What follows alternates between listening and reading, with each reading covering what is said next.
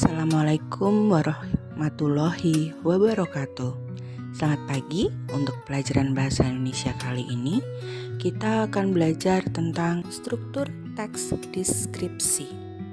Itu ada 4, yaitu yang pertama judul, kalimat topik, deskripsi, dan simpulan. Judul untuk menggambarkan isi teks. Kalimat topik adalah kalimat pembuka yang menjelaskan hal yang akan dideskripsikan. Deskripsi sendiri adalah bagian yang menjelaskan hal yang dideskripsikan. Sedangkan simpulan adalah bagian penutup yang biasanya disertai dengan pendapat si penulis.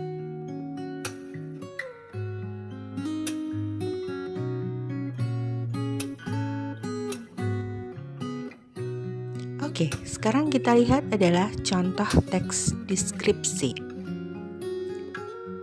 Sekolahku. Sekolahku tampak bersih. Halamannya luas dan ditumbuhi rumput-rumput hijau yang membuat suasana tampak sejuk. Selain itu, di halamannya ada pohon beringin yang cukup lebat. Ruang kelas sekolahku cukup besar. Semua lantai ruangan menggunakan keramik. Dinding kelasnya berwarna kuning. Warna cat pintu dan jendelanya berwarna hijau. Itulah gambaran mengenai sekolahku. Sekolahku yang bersih membuat aku dan teman-teman lebih semangat dalam belajar.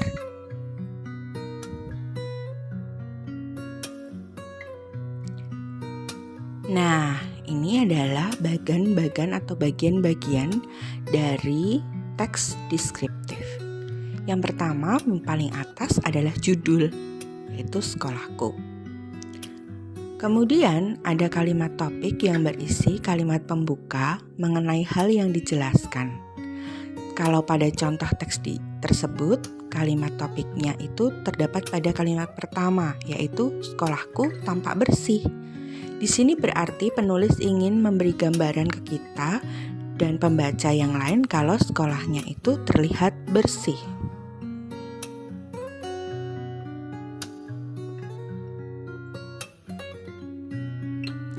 Selanjutnya adalah deskripsi. Bedanya dengan kalimat topik, deskripsi ini berisi beberapa kalimat yang menjelaskan lebih detail lagi mengenai hal yang ingin dideskripsikan. Bisa dari wujudnya, baunya, rasanya, suasana, dan lain sebagainya.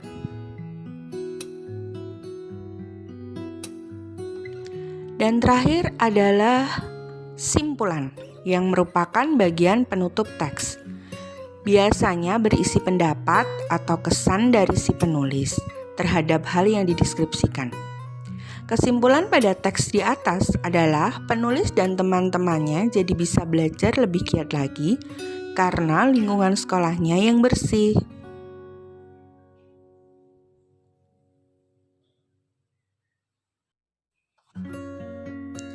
Jenis-jenis pengembangan deskripsi bagian. Yang pertama adalah deskripsi bagian berdasarkan ruang. Di sini berisi perincian bagian-bagian ruang objek yang dideskripsikan. Misalnya, penulis mendeskripsikan bagian pintu masuk, bagian tengah, bagian belakang. Perincian ruang juga dapat menyebut nama ruang-ruang dan ciri-cirinya. Yang selanjutnya adalah deskripsi bagian berdasarkan anggota bagian-bagian objek. Di sini berisi perincian bagian-bagian yang dideskripsikan. Misalnya adalah pantai, digambarkan bawah lautnya, bibir pantai, ombak, dan pasirnya. Pemandangan tumbuhan dan hewan pantai. Selanjutnya adalah deskripsi bagian berdasarkan proses sesuatu berlangsung. Berisi perincian bagian awal, mulai meningkat, puncak inti, lalu penutup. Misalnya penulis mendeskripsikan awal pementasan, lalu puncak adegan, mulai meluruh, dan penutup.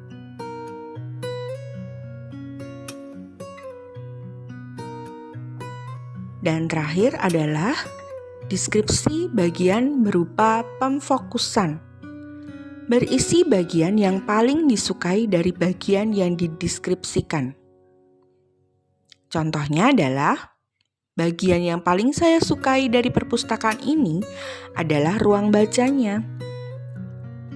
Desain unik dengan cat cerah memberikan kenyamanan yang luar biasa pada pengunjung.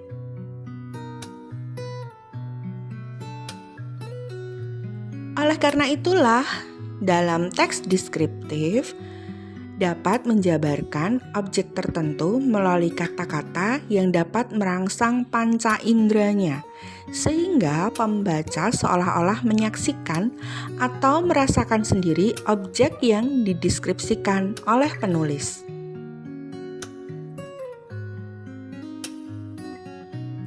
Dengan membaca teks deskripsi, pembaca akan mendapatkan informasi mengenai benda atau objek yang dibahas. Selain itu, pembaca seolah-olah bisa melihat atau mendengar objek yang dibahas. Penulis harus cermat dalam memiliki kata-kata yang digunakan dalam teks, karena harus menggunakan bahasa sehari-hari yang mudah dipahami. Oke, sekian materi hari ini. Terima kasih atas perhatiannya. Tetap semangat belajar.